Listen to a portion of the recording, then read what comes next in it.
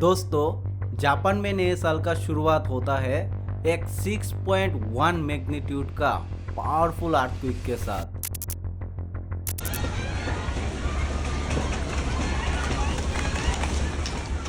इसके कुछ ही टाइम बाद हमें और एक अर्थक्वेक देखने को मिलते हैं और इस बार ये था 7.6 मैग्नीट्यूड का।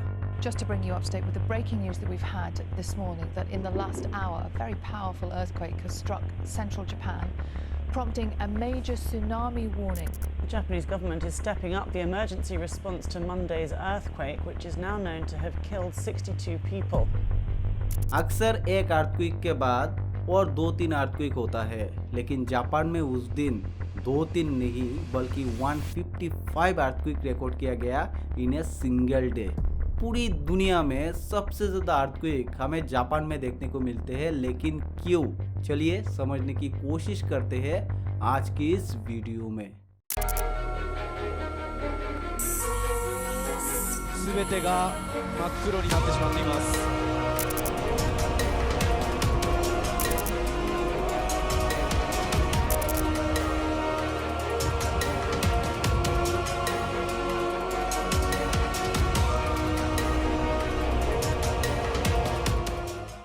देखो, हमारा अर्थ का सरफेस टेक्टोनिक प्लेट से बना हुआ है। टेक्टोनिक प्लेट ये आउटर सरफेस और अपर मेंटल लेयर को कहा जाता है और ये टेक्टोनिक प्लेट हमेशा मूव करता है और ये साल में कुछ ही सेंटीमीटर मूव करता है, लेकिन इसके इस मूवमेंट की वजह से धरती पर अर्थक्वेक होता है।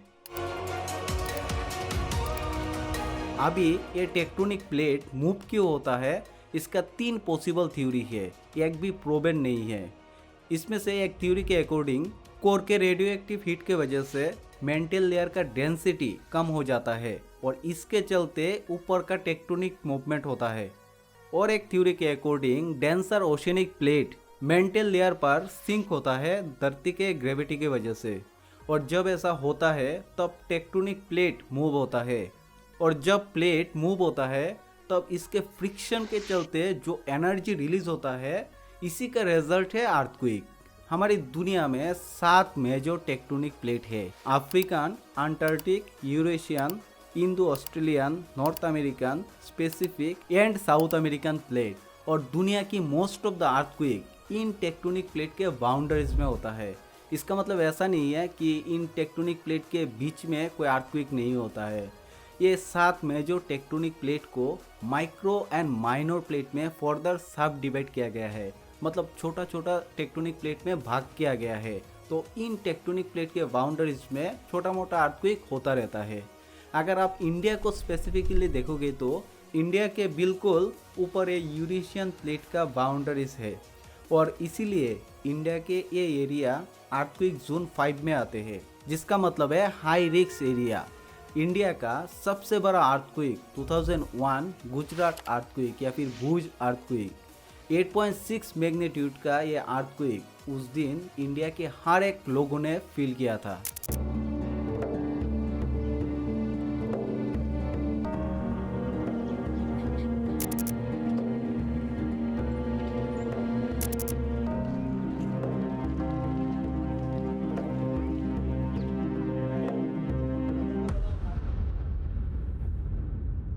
क्योंकि गुजरात भी यूरेशियन प्लेट के बाउंड्रीज में ही लोकेटेड है।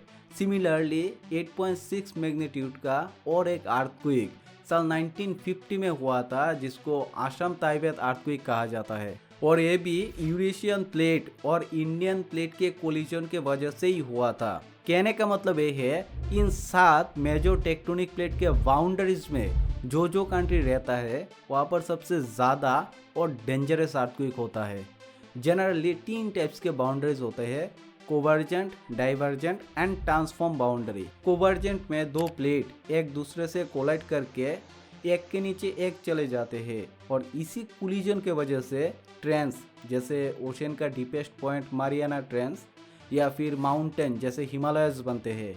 डाइवर्जेंट में 2 प्लेट एक दूसरे से दूर जाते हैं एंड ट्रांसफॉर्म में प्लेट एक दूसरे से स्लाइड करते हैं, और इन 3 में से कोवर्जेंट बाउंड्रीज सबसे डेंजरस होता है। आप लोग बोलोगे कि इनमें से जापान कहाँ पर है?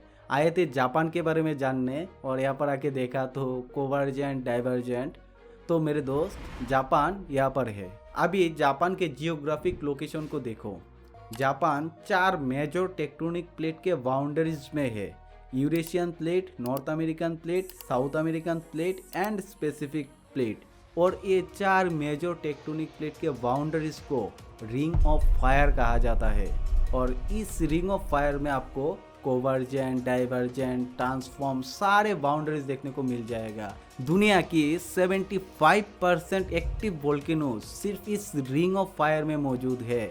दुनिया की 90% अर्थक्वेक सिर्फ इस रिंग ऑफ फायर में देखने को मिलते हैं। और क्योंकि जापान इस रिंग ऑफ फायर के बिल्कुल बगल में है, इसीलिए जापान में सबसे ज़्यादा और डेंजरस अर्थक्वेक देखने को मिलते हैं। अगर ये वीडियो पसंद आया तो यहाँ पर क्लिक करके इस वीडियो को देख सकते हो।